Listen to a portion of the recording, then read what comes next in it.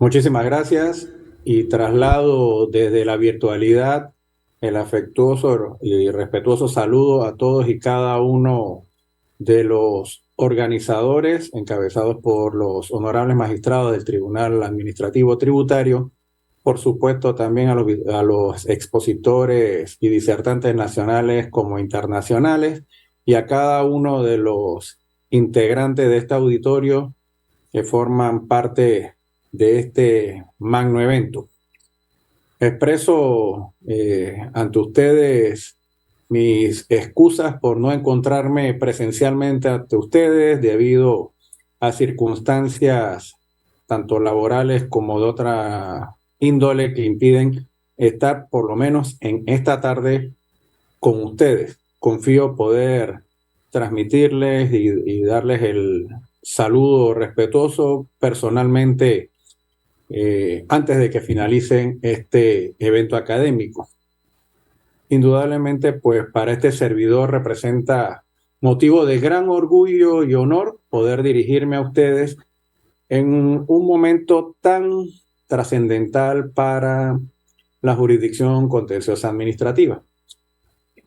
Y por ello, la razón de ser de nuestra corta presentación que lleva por objeto destacar los 80 años de la jurisdicción contenciosa administrativa en Panamá. Como prefacio, pues aunque pareciera innecesario, es indispensable tener en cuenta el curso y evolución histórica que ha experimentado la justicia contenciosa administrativa desde sus primeras formas de organización hasta la actualidad. La siguiente, Filmina. En lo que atañe específicamente a nuestro medio, resulta necesario resaltar que esta jurisdicción no nace en la sala tercera, es decir, es previa a esta sala de la Alta Corporación de Justicia. Y hoy ocurre por una explicación también de evolución histórica. En el año 1903, Panamá surge como una república, como nación independiente. Nuestra separación de Colombia nos mantenía vinculados a la legislación y normativas que existían en dicho país.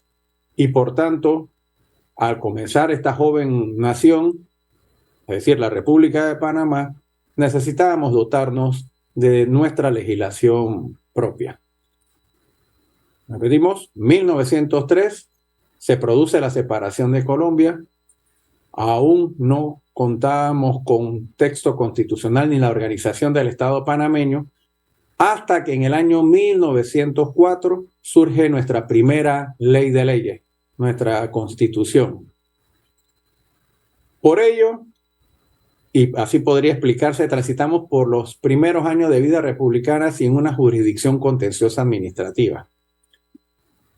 Hemos de resaltar que fue gracias a la visión y al esfuerzo permanente del que nosotros consideramos y llamamos el padre de lo contencioso administrativo, el doctor José Dolores Moscote, que comienza a surgir en la sociedad panameña la necesidad de contar con esta jurisdicción constituida como figura contenciosa administrativa. Es así que para los años 1920 a 1930, el doctor Moscote, no solo a través de sus cátedras universitarias, sino también a través de sus aportes escritos y emblemáticas obras académicas, concentró esfuerzos para lograr la concreción en nuestro país de la jurisdicción contenciosa administrativa. Posteriormente, el doctor Moscote, como integrante de la comisión redactora de nuestro segundo texto constitucional, la Carta Magna de 1941, a través de ingentes esfuerzos, persuasión y convencimiento, logra introducir dentro del título 15º de aquella ley de leyes, denominado Instituciones de Garantía, la jurisdicción contenciosa administrativa. Así es que nace esta en el texto constitucional. para lo cual, y comprenderá este selecto auditorio, requeríamos una base normativa. En tal sentido, se expide la primera ley contenciosa administrativa, la distinguida con el número 135 del 30 de abril de 1943. 1943, 30 de abril. Por ello estamos celebrando 8 décadas de la promulgación de esa primera ley contenciosa administrativa. Como podemos ver, hasta el momento, y se preguntará el auditorio, ¿por qué no nos hemos referido a la sala tercera? Únicamente hemos hablado de la creación de la jurisdicción. Pues bien, la jurisdicción nace con un tribunal de lo contencioso administrativo, el cual era un tribunal independiente del resto de los tribunales. No pertenecía al órgano judicial ni al órgano ejecutivo. Esa corporación inicia sus funciones el 1 de junio de 1943 y su primer presidente, cómo no, fue precisamente el doctor José Dolores Moscote. La vida del tribunal alcanzó casi un periodo de 10 años. Ese tribunal contencioso administrativo, como establecía el artículo 1 de la antes citada ley 135, tenía su sede en la capital de la República de Panamá, y su jurisdicción comprendía todo el país. Estaba compuesto por 3 magistrados, nombrados de forma directa por el presidente de la República para un periodo de 6 años. De igual forma, estableció las funciones y competencias del Tribunal de lo Contencioso Administrativo, así como reglas de procedimiento aplicables a las controversias que se suscitaran entre el administrado y la administración pública. E igualmente reconoció la figura del denominado fiscal de lo contencioso administrativo, que luego se denominó procurador auxiliar y que para esta actualidad sería el procurador de la administración, que intervendría en representación de todos los intereses nacionales y municipales en las causas que se tramitasen ante el tribunal. Cabe expresar que posteriormente el régimen legal de lo contencioso administrativo también sufrió modificaciones con la expedición de la ley número 33 de 11 de septiembre de 1946, misma que dispuso que podía demandarse ante el tribunal la revisión de actos administrativos y solicitar la anulación de aquellos acusados de ilegalidad, la restitución del derecho particular violado o el establecimiento de disposiciones nuevas en reemplazo de las causadas, así como la determinación prejudicial del sentido y alcance de un acto administrativo o el valor legal del mismo. Para el año 1956, continuando con este recorrido, el Tribunal de lo Contencioso Administrativo desaparece por diversas razones, algunas de ellas de naturaleza política. Hago una pausa en este momento. El Tribunal Contencioso Administrativo, en efecto, ejercía justicia extraordinaria porque se ejercía a través de un organismo que pertenecía a la administración pública, ajeno al órgano judicial y ajeno al órgano legislativo, con toda la independencia del caso. Y tenía competencias, y es poco conocido, en materia electoral. Quizás pudieran los distinguidos participantes de este evento comprender cuáles podrían haber sido algunas de las razones de naturaleza metajurídica que impulsaron el cese de sus funciones y su posterior evolución, hacia la cual nos dirigimos en este momento. Precisamos, el tribunal y la jurisdicción no quedan eliminados, sino que se expide a través de la ley 47 de 24 de 1956 la reorganización judicialmente de la Corte Suprema de Justicia, creándose la Sala Tercera dentro de esta alta corporación de justicia. Hasta ese momento, la Corte Suprema solamente tenía dos salas, la primera de lo civil y la segunda de lo penal. Con esta reforma legal, la sala tercera viene a asumir todas las funciones que tenía el Tribunal de lo Contencioso Administrativo en lo administrativo, es decir, pasamos de lo administrativo a sede judicial. Finalmente, debemos señalar que en la Constitución Política de 1972 se mantuvo el reconocimiento de la jurisdicción contenciosa administrativa, quedando atribuido su ejercicio en la Corte Suprema de Justicia en virtud del actual artículo 206. La sala tercera, como el resto de las otras salas de la Corte, está compuesta por 3 magistrados. Actualmente su presidente es este servidor, quien se dirige a ustedes, y me acompañan en estas labores el magistrado Cecilio Antonio Sedalice Riquelme y la magistrada María Cristina Chen Estanciola. Cambio de... Muchas gracias. En este punto, y en relación con la denominación del tribunal, considero conveniente señalar que algunos lo llaman la sala tercera de lo contencioso administrativo y laboral. Se preguntarán ustedes, ¿por qué laboral?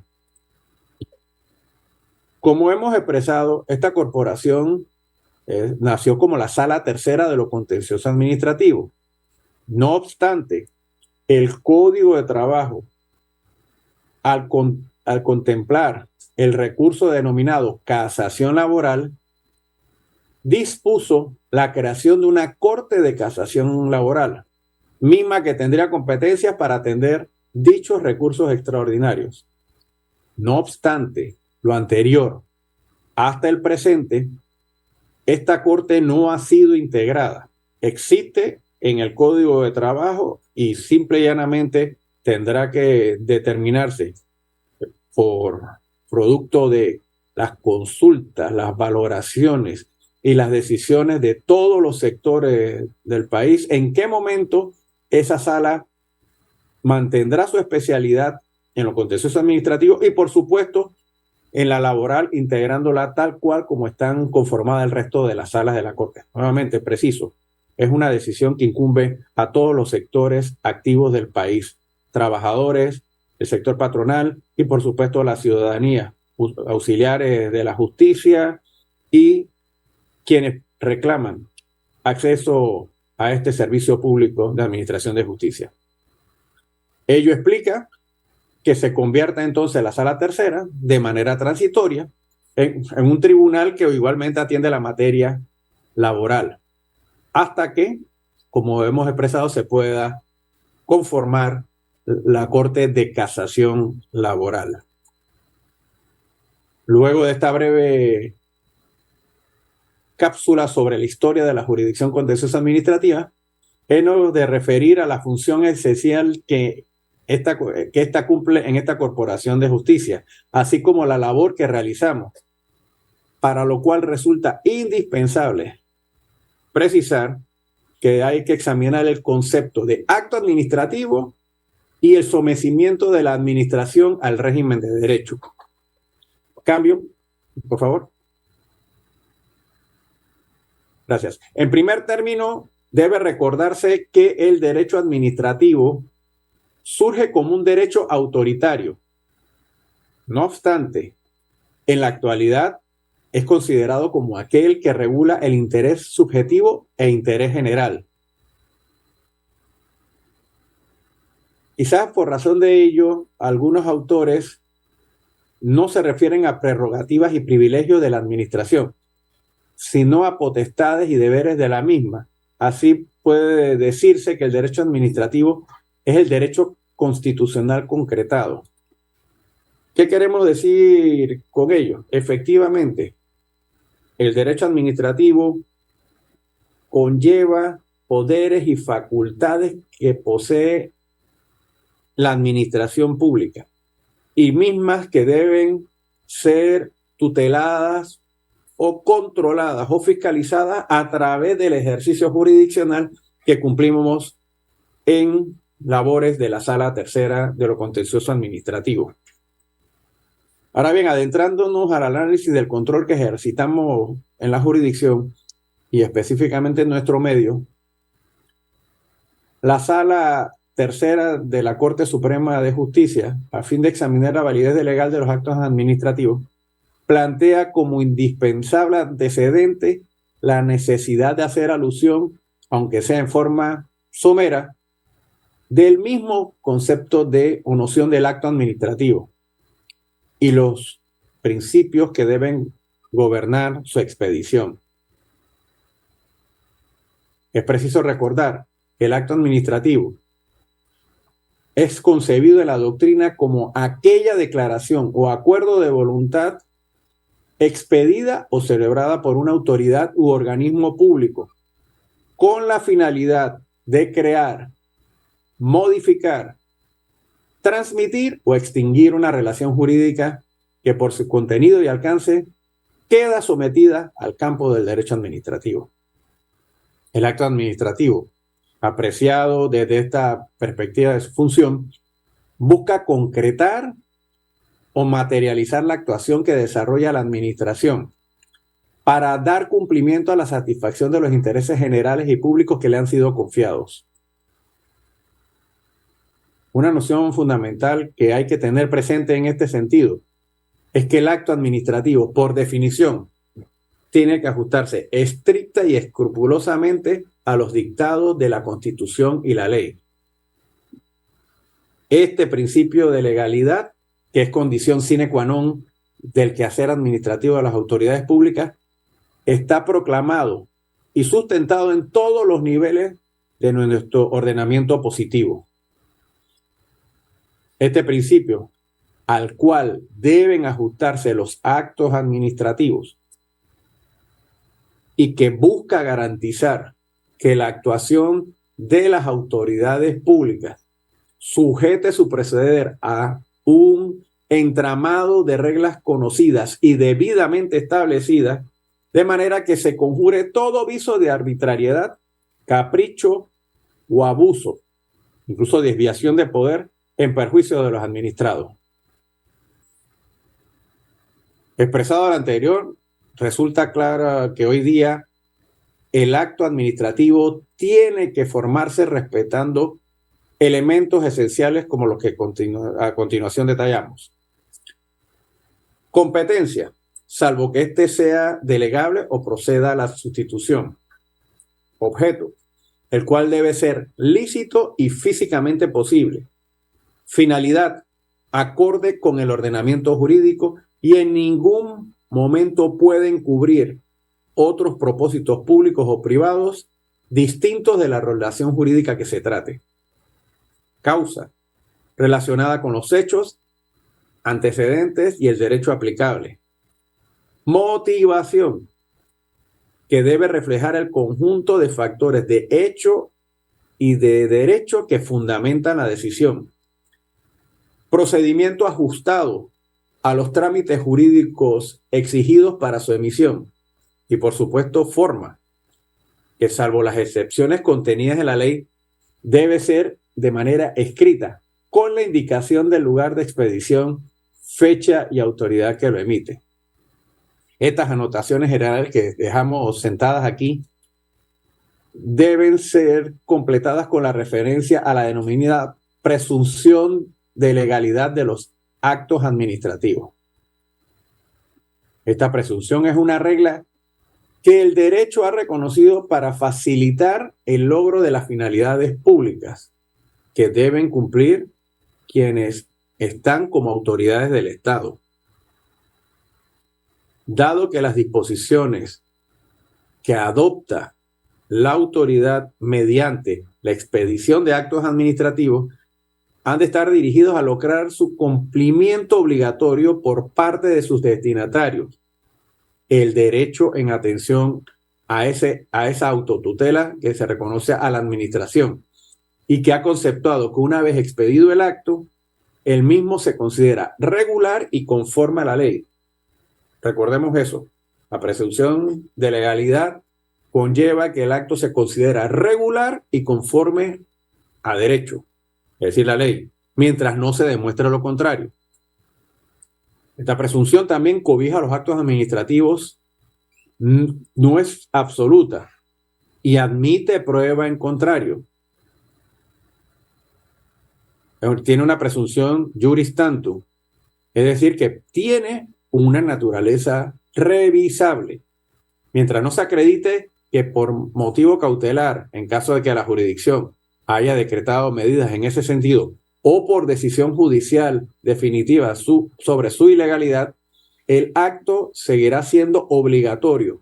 Debe cumplirse y ejecutarse de acuerdo a los términos contemplados en este, a fin de evitar la inseguridad u observancia del respeto a la ley y a las autoridades. Hechas las acotaciones introductorias que preceden, corresponde ahora que examinemos de manera general cómo debe ser el control jurisdiccional de la actuación de la administración, que puede culminar o concluir con una declaratoria de ilegalidad de él o los actos administrativos sometidos a esta jurisdicción. De esta forma, el control de la administración representa uno de los pilares más importantes de la división de los poderes del Estado, sobre la base que dicho control constituye la mejor garantía para las libertades de los ciudadanos. En ese sentido, el artículo 16 de la Declaración de los Derechos del Hombre y el Ciudadano de 1789 consagró que toda sociedad donde no está asegurada la garantía de los derechos y la separación de los poderes no tiene constitución. No obstante, el control jurídico que se reclama determina que la administración debe determinar o ajustar su actividad al ordenamiento que regula su gestión, ya sea que emane del órgano legislativo o de las reglas de la propia autoridad administrativa, sean de las superiores, aún del mismo órgano que dictó el acto. La labor judicial de controlar la administración es mucho más compleja que la que efectúa un juez ordinario, el cual, por lo general, decide sobre un marco estable y con un conjunto de normas y principios jurídicos radicados en un conflicto entre particulares, cuya repercusión social o proximidad al interés público o general es relativamente menor o inexistente. La existencia de operadores judiciales o tribunales de carácter contencioso administrativo supone algunas y muchas ventajas en beneficio de los administrados, puesto que estas instancias están en condiciones de proveer rápida y eficazmente la protección judicial necesaria para encarar la inmediatez de los actos lesivos que expida o ejecute la administración. Así, el control judicial de la administración se convierte en un límite ante cualquier desborde de la actuación de los poderes públicos, control que se ejercen por medio de los tribunales a través de los fallos que se dictan y que debe dispensar la jurisdicción contenciosa administrativa en aquellos países en los cuales existe esta jurisdicción, por supuesto, a fin de preservar el interés superior conocido como el derecho a la tutela judicial efectiva. Esta tutela judicial efectiva se garantiza, entre otras, de otras maneras, a través del acceso a la justicia y, en nuestro caso particular, bajo examen, a través de la posibilidad de acudir ante nuestra jurisdicción. Algunos consideran que el control judicial ha de limitarse primordialmente a la verificación del juzgador de la legalidad de la actuación por parte de la administración pública. Así, uno de los principios clásicos de los poderes por parte de los jueces administrativos era que el mismo solamente era un juez revisor, un juez de legalidad, que su papel se limitaba a confrontar el acto con lo que el actor hubiese expuesto en su demanda para establecer la validez o no del acto respectivo. Y estaba constreñido a eso. Ese era el marco de juzgamiento del juez. Es lo que tradicionalmente se denomina el principio de jurisdicción rogada. Si esto fuese así, por supuesto, comprenderán que el control judicial se convertiría en una mera operación de examinar la situación concreta contrastada con el ordenamiento positivo, siguiéndose a verificar que aún dentro de la posibilidad de la denominada discrecionalidad que puede brindar la normativa, la administración ha optado por una solución justa y razonable y por tanto exenta de arbitrariedad para dar por satisfecha la tutela judicial. En atención a lo anterior podemos concluir que la jurisdicción contenciosa administrativa sirve para aplicar principios, dar soluciones, controlar la arbitrariedad de la administración y debe procurar, a fin de cuentas, el derecho a una buena administración, por lo que no basta que única y exclusivamente se examine el principio de legalidad, sino que la decisión judicial comprenda y deje satisfechos a todos los accionantes al acudir ante esta. Tomando en consideración ello, corresponde al operador judicial verificar el equilibrio entre el contenido y la forma como custodio de la legalidad, recordando, como habíamos expresado al iniciar esta presentación, que si bien los actos administrativos gozan de presunción de legalidad, se trata de una presunción que admite prueba en contrario, es decir, que no es una presunción absoluta y que puede ser desvirtuada de diferentes maneras. En tal sentido, hemos de expresar que la función principal que cumple la Sala Tercera de la Corte Suprema de Justicia es ejercer el control de legalidad de todos los actos que se expiden por parte de la administración pública. De esta forma, la Sala Tercera recibe anualmente, como es comprensible, un promedio de aproximadamente 1.000 expedientes nuevos por año.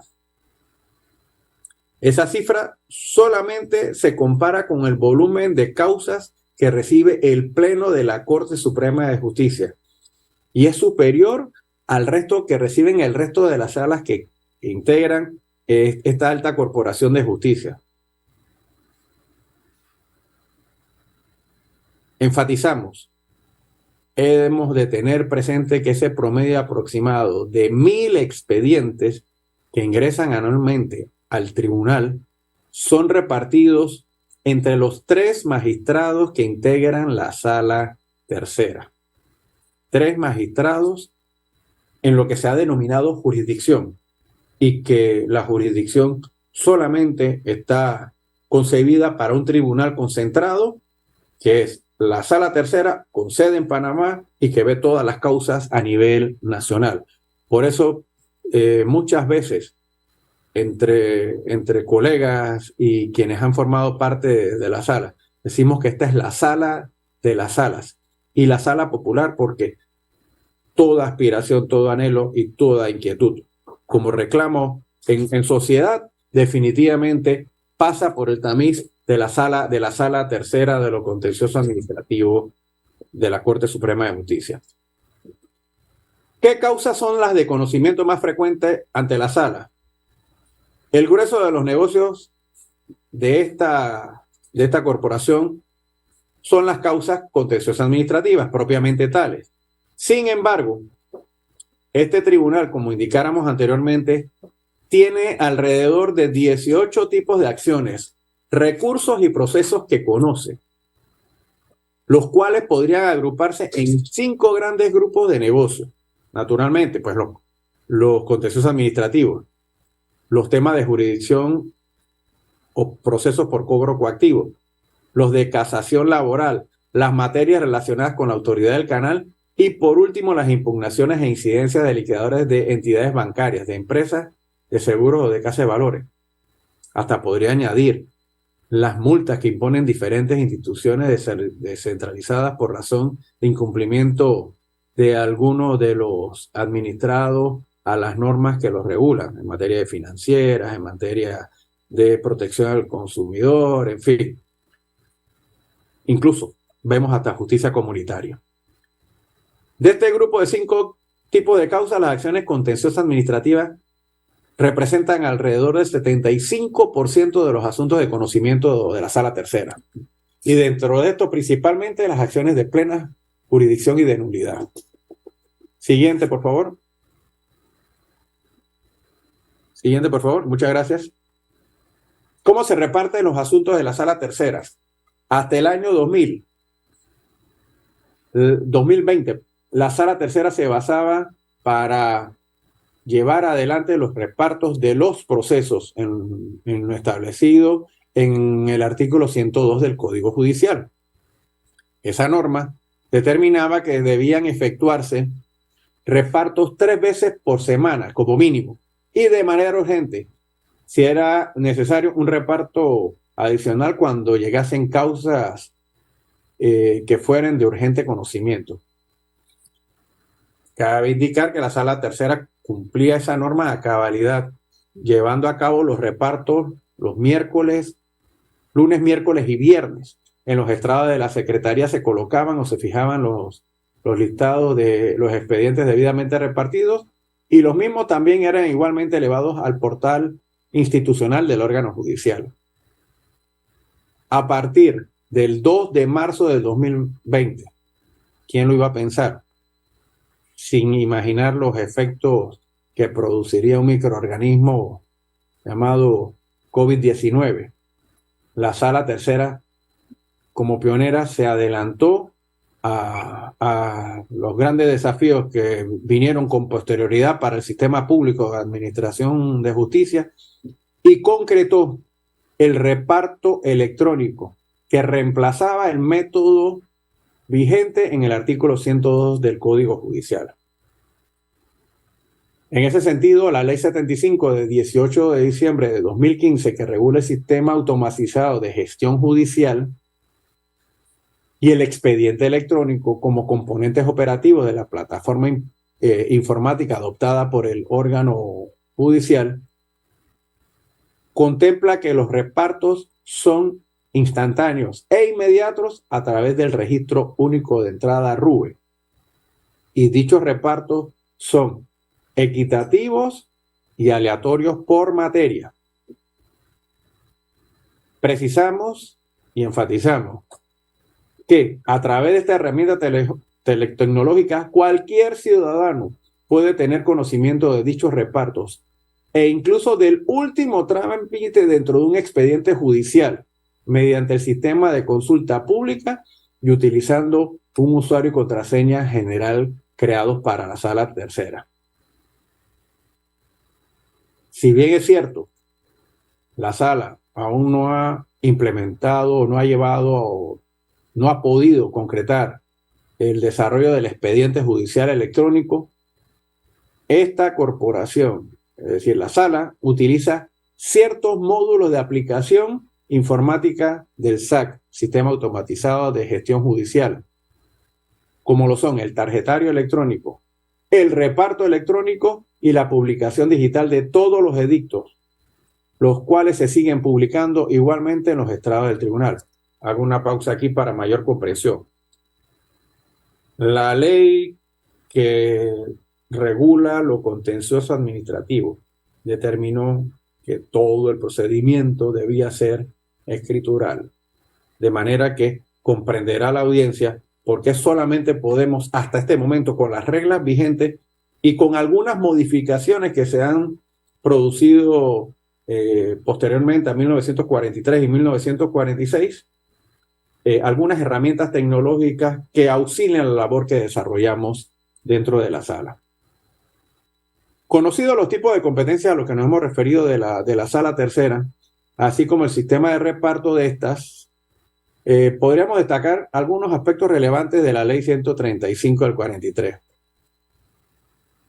Como habíamos dicho, la jurisdicción, pues, en Panamá se encuentra concentrada en un solo tribunal, las sentencias que se profieren son finales, definitivas, obligatorias, no admiten recurso alguno, al tenor del artículo 206 de la Carta Magna, en concordancia con el artículo 64 de esa misma ley orgánica de lo contencioso administrativo, la Ley 135 del 43, y el artículo 99 del Código Judicial. Justamente este cuerpo de leyes, el Código Judicial, es norma de aplicación supletoria para la jurisdicción contenciosa administrativa, conforme a lo que dispone el artículo 57C de la Ley 135 del 43. Hemos destacado que el volumen mayor de los negocios que cursan trámite ante la sala son los relativos a materias contenciosas administrativas, específicamente las materias de nulidad y de plena jurisdicción. De allí que nos refiramos muy brevemente a esta. ¿Cuál es la acción de contenciosa administrativa de nulidad? Pasamos a la siguiente, por favor. Es una acción de naturaleza objetiva, pública, popular, intemporal, general, a través de la cual cualquier ciudadano puede solicitar por medio de apoderado judicial ante la jurisdicción que un acto administrativo violatorio de la ley u otra norma de rango superior a aquel pierda su fuerza, su ejecutoria y eficacia por declaración judicial en beneficio del ordenamiento jurídico y la legalidad. Por su parte, las acciones contenciosas administrativas de plena jurisdicción son de naturaleza subjetiva, individual y temporal, a través de las cuales la persona que se cree lesionada o afectada en un derecho amparado en una norma jurídica, como efecto de la vigencia de un acto administrativo viciado de nulidad, puede solicitar por medio de su apoderado judicial ante esta jurisdicción que se declare la nulidad del mismo. Es decir, que pierda su fuerza ejecutoria por declaración judicial en beneficio personal y como consecuencia se le restablezca su derecho o se repare el daño. Esta acción definitivamente requiere el agotamiento previo de la vía gubernativa. Hemos de resaltar que para esta sala en materia contenciosa administrativa el elemento fundamental de la tutela judicial efectiva son las medidas cautelares, pues estas propugnan a cesar los daños irreparables al administrado. Es decir, debe haber un activismo protectivo y garantista por parte de la función judicial, tomando en consideración este elemento de tutela. Ello es así, pues como hemos señalado, el acto administrativo goza de una presunción de validez y ejecutorialidad que hacen que de su cumplimiento sea de manera general y que se cumpla de manera inmediata. La característica del acto administrativo en ninguna forma se ve afectada por el hecho que contra el mismo se proponga una acción ante esta jurisdicción. Por ello, la suspensión provisional de los efectos del acto administrativo, por cierto, única medida contemplada en la actual legislación patria, es una medida cautelar que busca impedir el surgimiento de agravios contra el administrado por la expedición de actos que vulneran la ley. En ese sentido, el artículo 73 de la Ley 135 de 1943 indica que la Sala Tercera puede suspender los efectos de la resolución, acto o disposición acusada si, a su criterio, ello es necesario para evitar un perjuicio notoriamente grave. En ese sentido, la jurisprudencia de la Sala es rica en abundar en los presupuestos que han de concurrir para la suspensión provisional de un acto demandado bajo esa condición. La primera, pues la apariencia de buen derecho, fumus boni juris, y el segundo, la existencia de un perjuicio notoriamente grave, periculum in mora. Hemos de enfatizar que la posibilidad de obtener medidas cautelares integra el derecho en clave a una tutela judicial efectiva.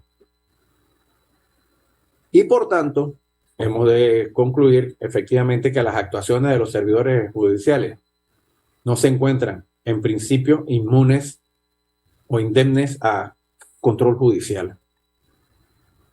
No obstante lo anterior, existen supuestos contenidos en diferentes normativas especiales que prohíben de forma expresa la suspensión provisional de ciertos actos administrativos. El mismo artículo 74 de la Ley 135 del 43 determina que en el caso de las acciones referentes a cambios, remociones, suspensión o retiro de personal administrativo, salvo los casos de empleados nombrados para periodos fijos los actos de la Autoridad del Canal de Panamá, de acuerdo al artículo 126 de la Ley número 19 de 1997, las actuaciones de la Superintendencia de Bancos que reorganizan u ordenan la liquidación forzosa de una entidad bancaria, de acuerdo a los artículos 110D y 118 del Decreto Ley 9 de 1998, modificado por el Decreto Ley número 2 de 2008, entre otros,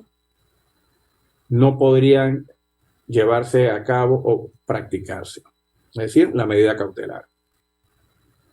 Resulta también de importancia relevante una breve referencia al derecho al cumplimiento efectivo del fallo proferido por esta Corporación de Justicia, el cual representa uno de los elementos básicos para el derecho a una tutela judicial efectiva.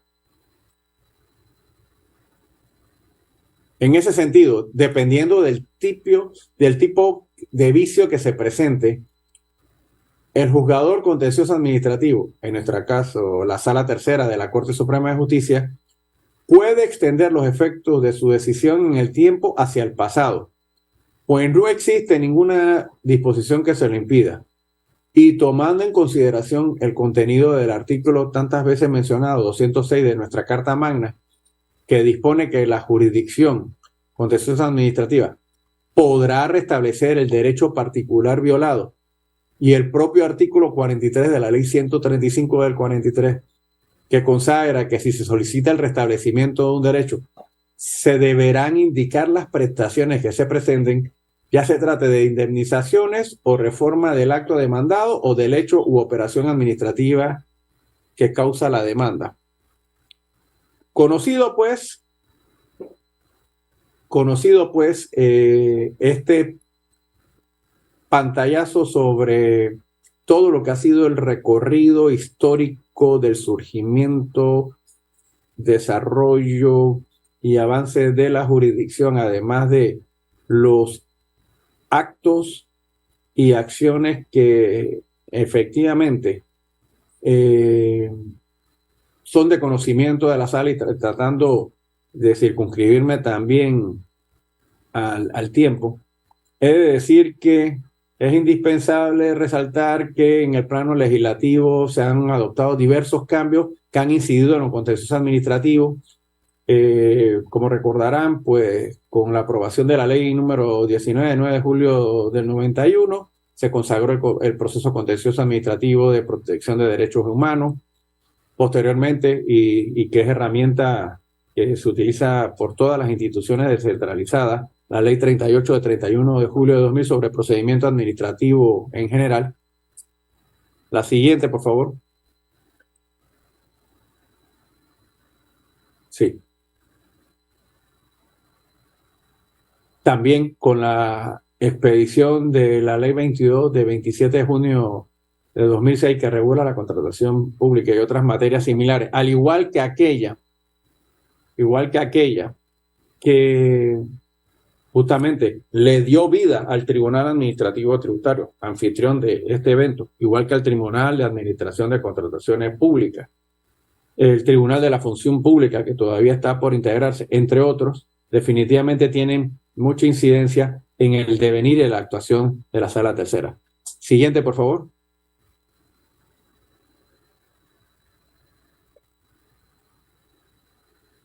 Quisiera aprovechar este momento también para reafirmar aquello que les expresé, de por qué denominamos a veces la sala de salas y la sala popular, basándome en las estadísticas que resaltamos en este momento a continuación, y es correspondiente al año 2020, que ingresaron para el conocimiento del tribunal un total de 1.152 nuevos expedientes. Y a pesar de las circunstancias ocasionadas con motivo de la pandemia del COVID, la Sala Tercera resolvió un total de 883 negocios.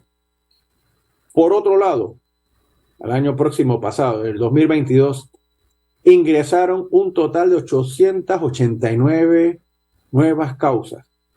Y la Sala Tercera resolvió un total de 1.388 negocios. a los cuales se le dio el correspondiente trámite de salida.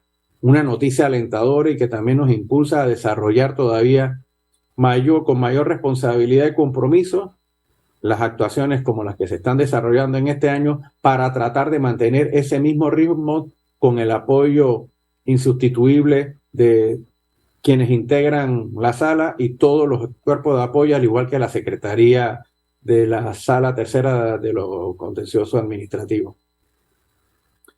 Indudablemente, dentro de toda esta evolución y desarrollo, no cabe la menor duda que nos encontramos en un momento ideal, tal como ha sido anhelado por diferentes juristas, ciudadanos y la propia sociedad, de llevar a cabo una sustancial reforma. La siguiente, por favor. ¿Qué es la siguiente? Perfecto, gracias. Hagamos una comparación brevemente. Debemos tener presente cómo ha aumentado la población. Según datos estadísticos de la Contraloría General de la República, en su publicación Extracto Estadístico de la República de Panamá del año 1945, el censo de población de aquel momento, de 1940, arrojó que el país contaba con un total de 622.576 habitantes. Con el 12º Censo Nacional de Población, cuyos resultados se han dado a conocer este año, se corroboró que hay 4.202.572 residentes habituales. Eso demuestra efectivamente que, sin lugar a dudas, las demandas de servicios, de atenciones y de reconocimiento de los derechos de los administrados van en aumento. No quisiera referirme a todos los elementos que inciden en que esta jurisdicción todavía no cuente con tribunales inferiores. Hay diversas miradas, diversas perspectivas y análisis de los juristas y doctrinarios, y por supuesto también de quienes en alguna forma abrigan el estudio constitucional de nuestra Carta Magna. Lo cierto es que, mientras tanto, el control se mantiene por este tribunal concentrado llamado Sala Tercera de la Corte Suprema de Justicia, Tribunal de lo Contencioso Administrativo. Afortunadamente, como me he referido en escasos previos minutos, felizmente se han creado tribunales intermedios, pero de carácter administrativo. El Tribunal de Contrataciones Públicas, el administrativo tributario, el de la función pública, se ha pensado en el Tribunal de Ambiente y otros tantos más. Igual que la misma tarea que en su medida realiza el Tribunal Electoral de la República de Panamá.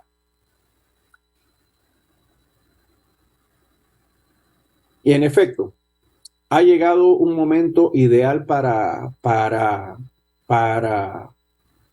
la República de Panamá. Parece que todos los sectores, tanto académicos como ejercientes, como ciudadanía, y ojalá existiendo la voluntad política a través de las consultas, análisis y consideraciones correspondientes, podamos dotarnos en breve plazo y quizás como un buen homenaje con la necesidad de adoptar procesos de reformas sustanciales conforme a con lo que todos anhelamos sea un nuevo momento para la jurisdicción contenciosa administrativa. Así, podría referirme a dos esfuerzos que se desarrollaron por parte de diferentes órganos ejecutivos en administraciones diferentes. En el año 2016 se crearon comisiones codificadoras para la elaboración del Código Procesal Constitucional y para el Código Procesal Contencioso Administrativo.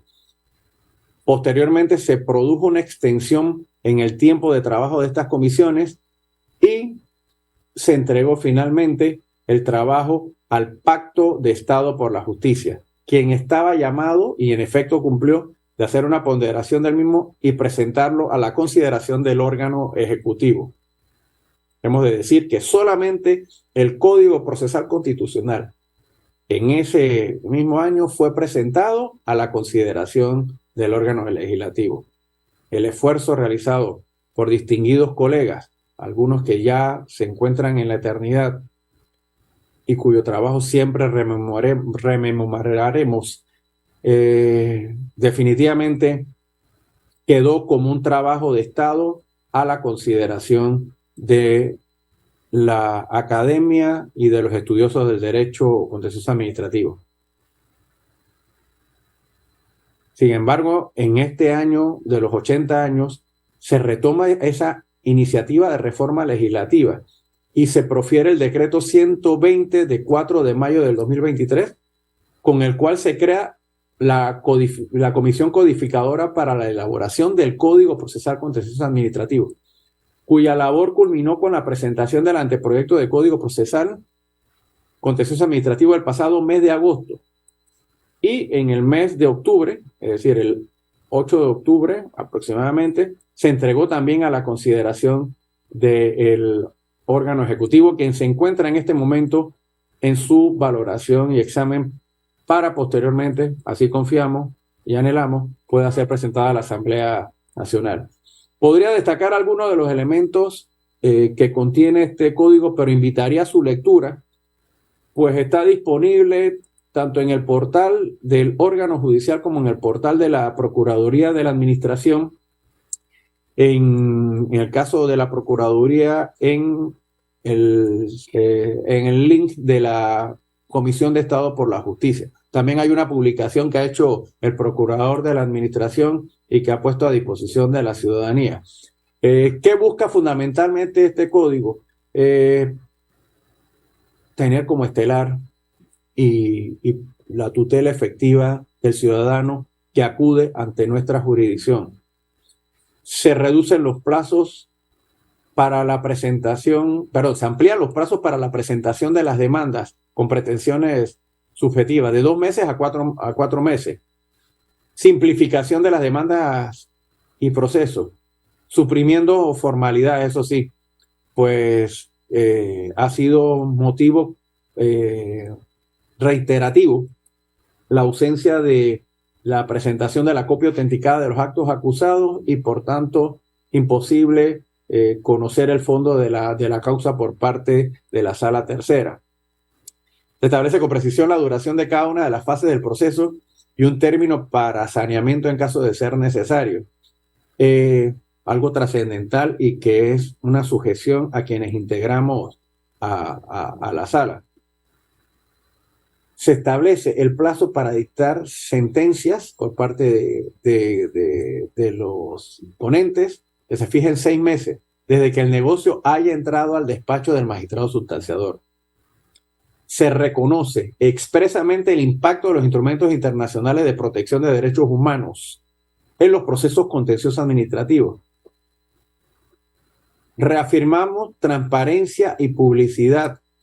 En este caso, además de la publicación mensual en el portal electrónico del órgano judicial, como una obligación del número de negocios resueltos y por resolver, y la estadística relacionada con el cumplimiento de los plazos para dictar sentencia por parte de cada uno de los magistrados. La dotación de medidas provisionales. Se amplía el marco de las medidas cautelares e incluso permitir al tribunal decretar medidas cautelares innominadas y sancionar con multa el desacato al cumplimiento de la orden dictada por el tribunal. Se introduce la figura de sentencias de unificación jurisprudencial, es decir, que las decisiones de la Corte en Sala Tercera, adelanto también que sea extensiva a otras jurisdicciones respetando su independencia y sus autonomías, sean consistentes a las causas y motivos que originan las decisiones correspondientes. Se hace realidad las acciones por inactividad administrativa y por inactividad reglamentaria. Y algo que interesa muchísimo, muchísimo al ciudadano que es beneficiado con una decisión de esta sala. Para los efectos de la ejecución de sentencias, se fijan mecanismos para que puedan ser ejecutadas estas y que las medidas contenidas en las mismas, ya sean declarativas o que contengan condenas pecuniarias en contra del Estado, se cumplan sin dilaciones o excusas de diferente índole. Esta y muchas más, pasamos a la siguiente, por favor. Esta y muchas más son las razones que impulsan la reforma y actualización contenciosa administrativa. Pasar de una ley y por primera vez a contar con un código procesal en esta materia. Quizás este sea un buen momento para lograr ese cometido. A guisa de síntesis, recordando al maestro Moscote, debemos tener presente: la vida es ciertamente una invitación a la lucha, pero para poder luchar y confiar en el triunfo, lo primero es conocernos a nosotros mismos, como decía Sócrates. Esta jurisdicción ejerce un rol determinante para la primacía del Estado constitucional y social de derecho. Por ello, el control jurisdiccional de los actos de la administración pública es fundamental para que estas actuaciones se produzcan en el marco del principio de legalidad, tan necesario para el normal desenvolvimiento de las democracias modernas. Por eso destacamos su rol cimero y de ir siempre en la dirección del respeto, fortalecimiento, adecuación y modernización.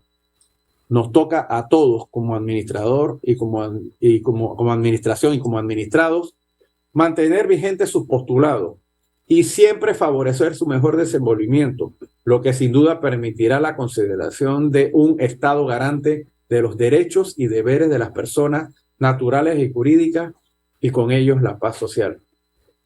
Constituye un deber y un homenaje en este momento dotarnos como país de nuevas reglas para lo contencioso administrativo. Ciertamente sería un homenaje más que merecido y haciendo historia a todos los precursores, desde el doctor Moscote hasta distintos maestros y todos aquellos que han formado parte del ejercicio de la jurisdicción contenciosa administrativa en nuestro país.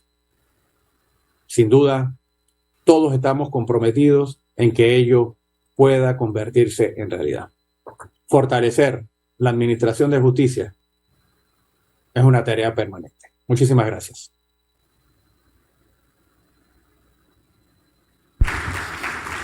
El Tribunal Administrativo Tributario agradece al magistrado Carlos Alberto Vázquez por su participación en este 8º Congreso Internacional de Derecho Tributario. Tenemos solamente una pregunta, magistrado, si bien tiene a contestarla. ¿Se ha estudiado la posibilidad de crear tribunales contenciosos administrativos en el nuevo Código Procesal? Muchísimas gracias. Una pregunta más que oportuna y necesaria. En el Código formalmente no está contemplada esa posibilidad. Como les expresaba durante esta presentación, hay diferentes miradas y perspectivas respecto a el sostén constitucional que tiene la Sala Tercera de los Contenciosos Administrativos en el artículo 206. Si bien hay quienes se inclinan por pensar que bastaría una ley para crear tribunales intermedios judiciales en diferentes regiones, hay quienes consideran que efectivamente lo que tendría que producirse es una reforma constitucional que contemplara estos tribunales. Es motivo de debate, es motivo de análisis, es motivo de consideración por todos los que nos desenvolvemos en estas lides y en estas responsabilidades, pero sin lugar a dudas recae en los actores jurídicos, políticos, sociales, económicos y jurídicos de que esto pueda llevarse a la práctica. Las estadísticas son reales. La necesidad de acercar la jurisdicción contenciosa administrativa al ciudadano, que no se tenga que trasladar, para aquellos que conocen ya Chiriquí, desde Barú hasta Panamá, o desde alguna comarca para poder presentar sus acciones contenciosas administrativas y no acercar a la justicia hacia allá es una tarea pendiente. Sí, puede tener un grado altísimo de compromiso por parte del órgano judicial, pero sin lugar a dudas, quienes vayan a ser los promotores y quienes expidan la ley tendrán que estar comprometidos en este propósito. Y por supuesto, si en algún momento existen las condiciones indispensables para dotarnos de una nueva carta magna o de nuevas reglas de convivencia social jurídico-políticas, indudablemente también debe ser aprovechada esa oportunidad. Es un anhelo, efectivamente, porque sigue siendo demasiado idealista denominar a esta sala y a este tribunal como jurisdicción contenciosa administrativa, siendo un tribunal concentrado. Y también, por supuesto, y me extiendo nada más un minuto, obviamente porque definitivamente, como todas las jurisdicciones, ha de tener siempre un tribunal de alzada. En este caso siempre debiera ser, preservando la legalidad, la paz y la seguridad jurídica, la sala tercera de los contenciosos administrativos.